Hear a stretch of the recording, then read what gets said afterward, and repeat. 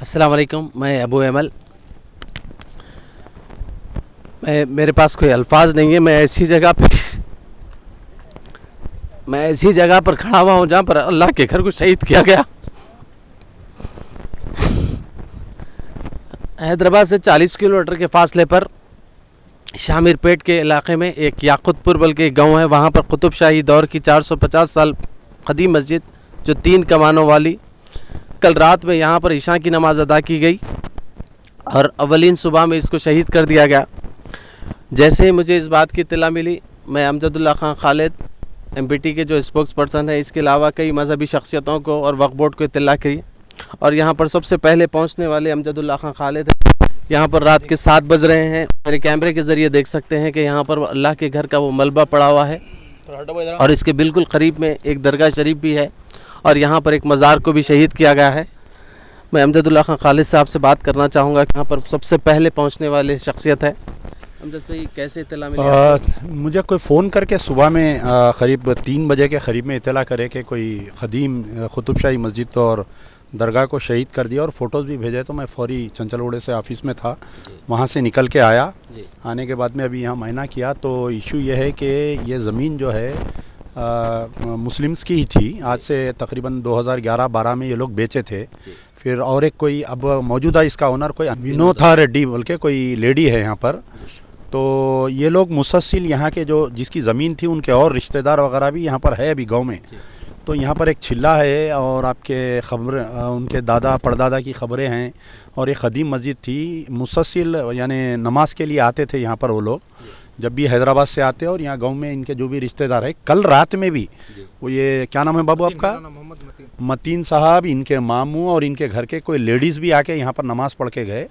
आज से 10 दिन पहले ये लोगों को कुछ ऐसा मालूम हुआ था कि ये तोड़ देने वाले हैं बोलकर, तो गांव के कुछ अफराद जाकर जो है उनसे भी मुलाकात किए थे। वो जो ज़मीन की ओनर है लेडी, तो सख्त अल्फाज में ये बोली कि चाहे कुछ भी हो जाओ, मैं तो मस्जिद को तोड़ दूंगी, दरगाह को तोड़ दूंगी बोल के। अब ये लोगों से ये गफलत हो गई कि इमीडिएटली जब ही जाके पुलिस में इत्तला करना था, ये लोग इत्तला नहीं किए। मैं आके देखने के बाद में इमीडिएट, क्योंकि यहाँ पर कोई बड़े सीनियर पुलिस ऑफिसर्स अवेलेबल नहीं है, मैं भी पुलिस स्टेशन में भी झांक कर आया, 1-2 कांस्टेबल है यहाँ पर ठहरे हुए खाली। तो इमीडिएट मैं जो है साइबराबाद कमिश्नर हमारे स्टीफन रविंद्रा साहब को कॉल किया, यहीं से अभी बात किया। उन्होंने बोले पूरे डिटेल्स भेजो, 24 घंटे के अंदर उसको हम गिरफ्तार करेंगे बोले। और क्योंकि ऑलरेडी वक्फ में दर्ज भी है ये मस्जिद, ये छिल्ला, ये ख़बरें पूरे जो भी है वक्फ बोर्ड में भी दर्ज है। अभी वक्फ बोर्ड के चीफ एग्जीक्यूटिव ऑफिसर को भी मैं फ़ोन कोशिश कर रहा हूँ, उनको भी इत्तला करेंगे और जल्द से जल्द दोबारा इस मस्जिद को बनाएंगे। और FIR हो गई? नहीं हुआ अभी FIR, कंप्लेंट लिए, कंप्लेंट करे, FIR नहीं हुआ। कहाँ से होता अभी इतना जल्दी FIR बोलो तो? खालिद साहब, ये क्या सिलसिला है जो तेलंगाना में एक के बाद एक मस्जिदों को निशाना बनाया जा रहा है? नहीं, आप ये देखिए, ऐसा है कि हुकूमतें चाहे कोई भी रहने दीजिए, इससे पहले साबिक़ा कांग्रेस के दौर में, TDP के दौर में रहो या TRS मौजूदा दौर में, जहाँ से हमारी थोड़ी बहुत गफलत होती है तो ये लोगों को मौका मिलता है। तो अब ये इतना अंदर है, आप देख सकते कि तकरीबन मेन रोड से 24 किलोमीटर अंदर है ये। फिर भी ये लोग इतना अलर्ट थे, उसके इनसे थोड़ी गलती हो गई। तो ये जो है सिलसिला चलते आ रहा है मस्जिदों को शहीद करने का, चाहे आप वो एयरपोर्ट की मस्जिद बोलिए, हालिया में जो मेट्रो ट्रेन का जो मेट्रो रेल जो डाले, उसमें भी कई मसाजिद को, कई ख़बरों को तोड़ दिए उसके अंदर। तो ये सिलसिला चलते रहता है, हमको लड़ते रहना है। और आप देख सकते हैं कि सेक्रेटेरिएट की मस्जिदों का वाक़या है और आपके अंबरपेट में तो जहाँ पर बरसरे इक़्तिदार जमात जो है TRS खुद हुकूमत की तरफ से मस्जिदों को तोड़ने की तरफ से फ़िरका परस्त अनासिर को इसका और मौका मिल रहा है तोड़ने का। बताइए वो जो कौन है ख़वातीन, वो रेडी है, उसकी इतनी हिम्मत हो गई कि 10 दिन पहले उन्हें ऐलान करके मस्जिद तोड़ ली। तो हुकूमत अभी तक अगर फ़र्ज़ करिए ये कोई दूसरे इबादत, अब एक तो बात अच्छी है कि यहाँ पर तेलंगाना गंगा जमनी तहजीब है गाँव में हमारे। अभी यहाँ पर ये शंकर अन्ना साहब, उनको ख़दीम है बेचारे, आँखों से आंसू ला रहे हैं। देखिए, गैर मुस्लिम होते हुए मस्जिद की शहादत के ऊपर ये लोग आंसू ला रही हैं। तो मेरा बोलने का मतलब यहाँ है कि पुलिस अभी तक क्यों गिरफ्तार नहीं करी, मुझे हैरत हो रही इस बात की। और CP साहब को इत्तला नहीं है, इंस्पेक्टर साहब या ACP पेट बशीराबाद का काम था कि इतना बड़ा वाक़या हुआ, इमीडिएट CP को इत्तला करना। मैं जब तक CP को कॉल करके नहीं बोला, बेचारों को, उनको नहीं मालूम। स्टीफन रविंद्रा है, बहुत कड़क ऑफिसर है, साबिक़ा रिकॉर्ड भी आपको मालूम है उनका। उन्होंने अभी एश्योरेंस दिया है अगर कल सुबह तक उसको गिरफ्तार नहीं करे तो पूरा शामिरपेट हम चक्का जाम कर देंगे।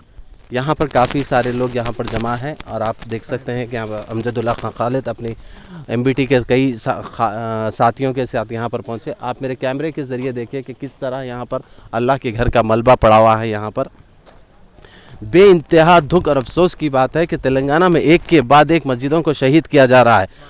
हिम्मतें इन लैंड ग्रॉबरों की इस कदर मजबूत हो गई है कि पुलिस और हुकूमत इनके ऊपर सख्त कार्रवाई नहीं करती। इस वजह से ये लोगों की हिम्मतें बढ़ी हुई हैं। इस तरह अल्लाह के घरों को एक के बाद एक शहीद किया जा रहा है। आपको ताज्जुब होगा कि हैदराबाद में एक अल्लाह के घर को जो 3 कमानों वाली कुतुब शाही दौर की बेइंतहा मजबूत मस्जिद जो कल रात में ईशा की नमाज अदा करे थे उसको शहीद कर दिया गया है। अब देखना ये होगा कि पुलिस यहाँ के जो स्टीफन रविंद्र पुलिस कमिश्नर है बहुत सख्त ऑफिसर है, हो सकता है वो सख्त एक्शन लेंगे, उनकी गिरफ्तारी अमल में आएंगी। यहाँ के लोगों का मुतालबा है कि फौरी कल से ही यहाँ पर दोबारा मस्जिद की तामीर हो और उसकी गिरफ्तारी हो। अबू अमल।